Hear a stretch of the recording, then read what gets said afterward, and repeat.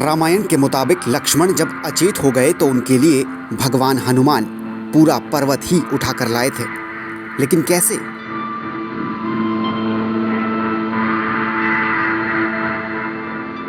रावण की लंका में पहली बार दाखिल होते ही हनुमान ने खुद को इतना छोटा कर लिया कि वो किसी को नजर ही नहीं आए।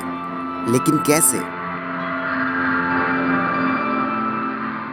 महाभारत में भी भीम का अहंकार तोड़ने के लिए भगवान हनुमान ने खुद का वजन हजारों टन कर लिया था। लेकिन कैसे? लंका तक पहुंचने के लिए हनुमान ने पूरा सफर हवा में उड़कर तय किया और इसके लिए उन्होंने अपना वजन किसी रुई के फाहे जितना हल्का कर लिया था। लेकिन कैसे?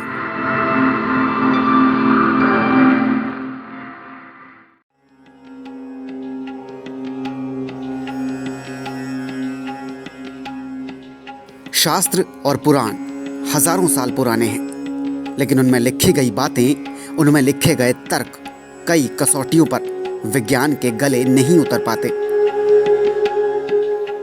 भगवान हनुमान के इन सभी प्रसंगों को लेकर भी अक्सर सवाल उठते हैं, लेकिन इन सवालों का जवाब है ये। साधु संत के तुम रखवारे, असुर निकंदन राम दुलारे, अष्ट सिद्धि नवनिधि के दाता, असबर दीन जानकी माता। अष्ट सिद्धि, 8 सिद्धियां। हनुमान चालीसा में आपने ये लाइन पढ़ी तो कई बार होगी, लेकिन ये अष्ट सिद्धियां जिसमें हनुमान जी को महारत थी, ये अष्ट सिद्धियां आखिर हैं क्या?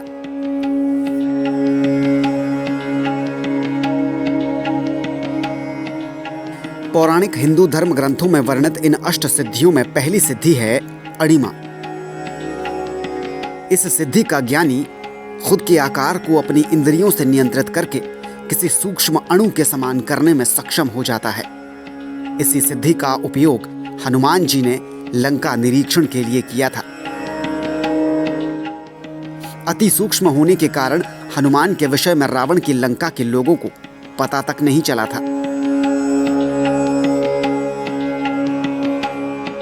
दूसरी सिद्धि है महिमा।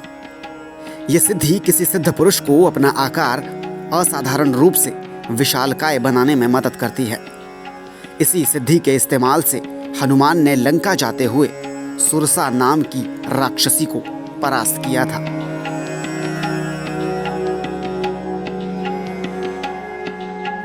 तीसरी सिद्धि है गरिमा। धर्म ग्रंथों में गरिमा सिद्धि किसी सिद्ध पुरुष को अपने शरीर के भार को नियंत्रित करने में महारत प्रदान करती है।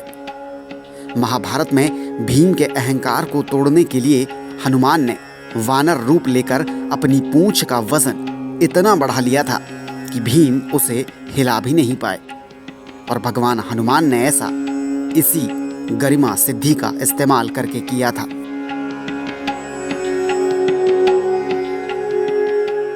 चौथी सिद्धि है लघिमा। इस सिद्धि में खुद के वजन को बहुत ज्यादा हल्का करने की असाधारण सक्षमता हासिल होती है। इसके जरिए ही हनुमान जी ने खुद को इतना हल्का बनाया था कि वो हवा में उड़ते हुए ही लंका तक का सफर तय कर गए थे। एक और सिद्धि है प्राप्ति। यह सिद्धि किसी सिद्ध पुरुष को जीवमंडल के समस्त जीवों के व्यवहार और विचार को समझने की शक्ति देती है, भविष्य की घटनाओं को देखने की सक्षमता देती है, इच्छा पूर्ति को व्यावहारिक बनाने का सामर्थ्य देती है। रावण की अशोक वाटिका के जीवों के साथ मां सीता को ढूंढने के लिए हनुमान ने इसी सिद्धि की वजह से संवाद किया था। छठी सिद्धि है प्राकाम्य। यह सिद्धि आयु पर नियंत्रण करने, देह धारण करने, पृथ्वी, आकाश, वायु और जल में जीवित रहने की शक्ति देती है। आकाश से लेकर पाताल तक का दर्शन करने का सामर्थ्य यही सिद्धि देती है। ईशित्व सिद्धि किसी सिद्ध पुरुष को ईश तत्व यानी दैवीय शक्तियां प्रदान करती हैं। इसी सिद्धि की वजह से भगवान हनुमान भगवान राम को हृदय में बसाए हुए थे और तमाम दैवीय अलौकिक शक्तियों से संपन्न थे। आखिरी सिद्धि है वशत्व। ये सिद्धि किसी भी जीव या निर्जीव को वश में करने की शक्ति प्रदान करती है। भगवान हनुमान की 8 सिद्धियों में ये भी एक सिद्धि थी, जिसके जरिए वो जीव मंडल के जीवों को सम्मोहित करने या नियंत्रित करने में सक्षम थे। अष्ट सिद्धियों का जिक्र पौराणिक शास्त्रों में मिलता है।